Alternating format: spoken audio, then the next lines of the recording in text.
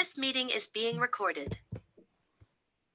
Hi, everybody. I'm back again with Jason Sparks. And so we were talking and feeling like we should maybe have Jason talk a little bit about what grief looks like in your children. Just because I know I've walked through so many fires with my children. And as moms, we have so much on our shoulders and so much on our plates. When we're going it alone, we're trying to be both mom and dad. Not that we're trying to be dad, but we're just trying to fill every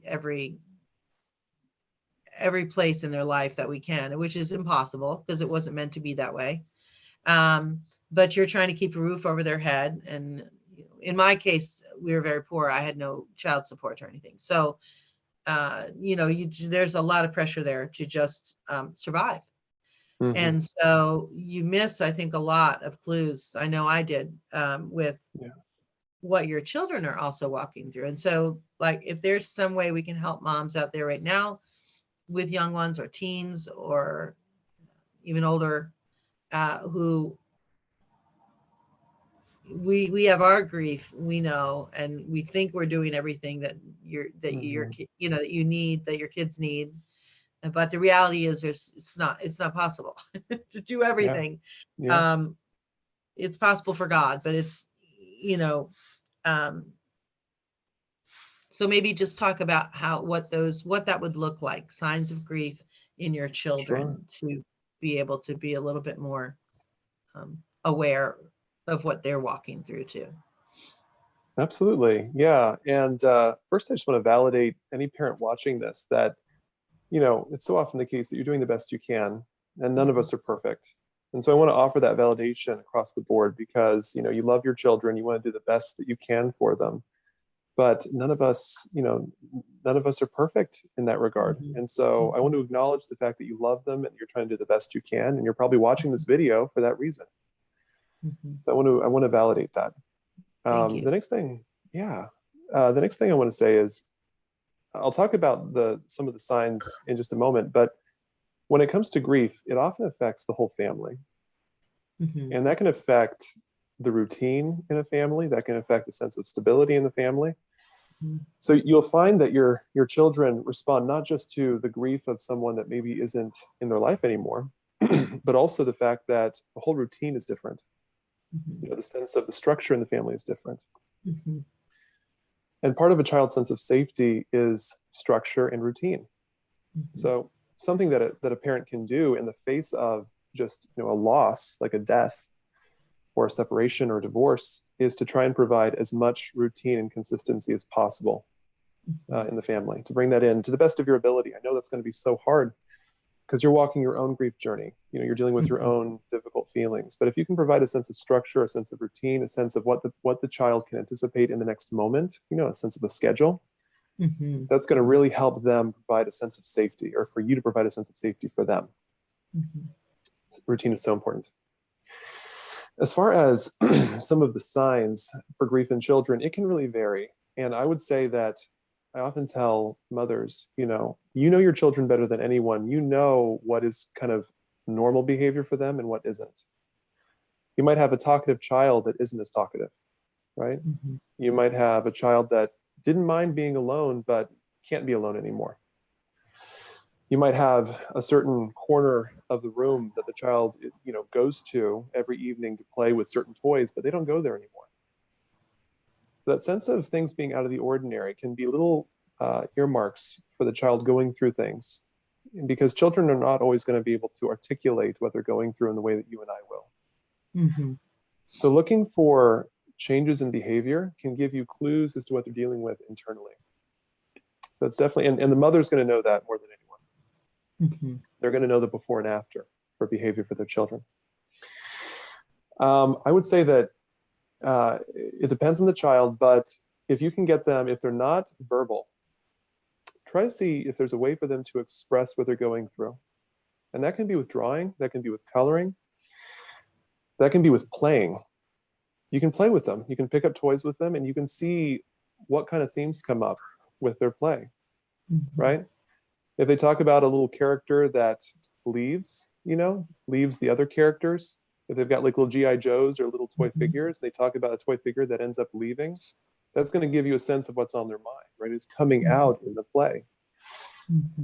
If they're drawing something, if they're coloring something, and there seems to be a theme of losing something, just if you're kind of interpreting what it is they're drawing, or if there's, if you kind of are observant to what it is that they're articulating through their creative expression, that's going to be very important too. I think expressing grief, this goes not just for children, but for adults. Part of working through grief, part of processing grief is to express it. It doesn't mean that we have to do it all the time, because we can't, that's just going to be too much for us. But it does mean that we take times during the day to express it in the way that we feel like fits us, because all of us are different. You might have the child that talks to you, but you might have the child that prefers to play with you. You might have the child that wants to color. And to walk with them on that journey with their expression of grief is going to be very important. And to know, simply being present. I mean, I can't say enough good things about simply being present with your child, letting them know that you care enough to observe what they're doing, observe what they're expressing to you in whatever way they choose. Presence is so powerful. So that's what I would say, the power of presence. I think I want to end, as far as what you can do, the power of presence is one of the most powerful things you can do for your child, letting them know that you care enough to be present with them. Yeah. So I totally agree with you, and I'm so grateful for all those words. What about a few words for those moms like myself who had to work 2 jobs, who aren't there as much as they need to be or want to be, and can't be present at all the things that they want to be present at? Yeah, good question. And again, I want to offer that validation that you're doing the best you can. And I wonder if implicit in that story, of mothers like you, Karen, that really care, but you have to work 2 jobs, kind of it's all on you, is the sense of, am I doing enough? And whatever you can provide, and this comes in like God fills in the chinks.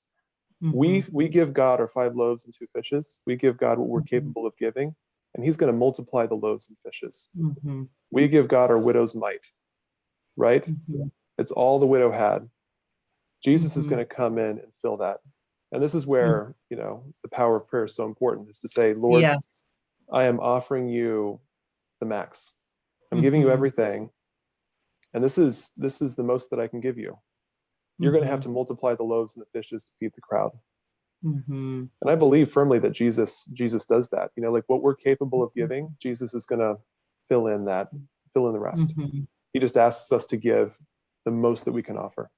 And if the most for a mother working 2 jobs is only a brief amount of time with that child at the end of the day, or in the morning or in the afternoon, if that's the most you can give, if the most you can give is that brief period of time to be fully present with them in the best way that you know how, that's your widow's mite. And that's all God's asking you to offer.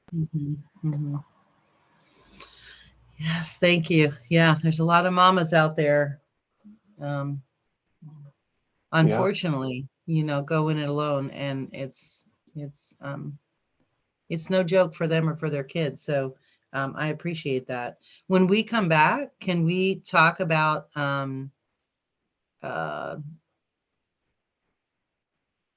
maybe how your faith informs what you do, and how people can reach out to you if they're looking for someone in our area, or what they should look for if they live in a different area, what they should look for in a counselor if they're really looking for. I know for me, everything really had to be faith-based, and preferably for me from a Catholic perspective, but we have people of different denominations, watching at moms from different denominations. They're certainly not all Catholic. So I think it's important that we, that all that we do is, informed by our faith. So maybe we could talk a little bit about that when we come back. Sure. Yeah. Okay. Awesome. We can do that. Thank you so much, Jason. All right, everybody, we will be back for our final interview question with Jason Sparks. God bless. God bless.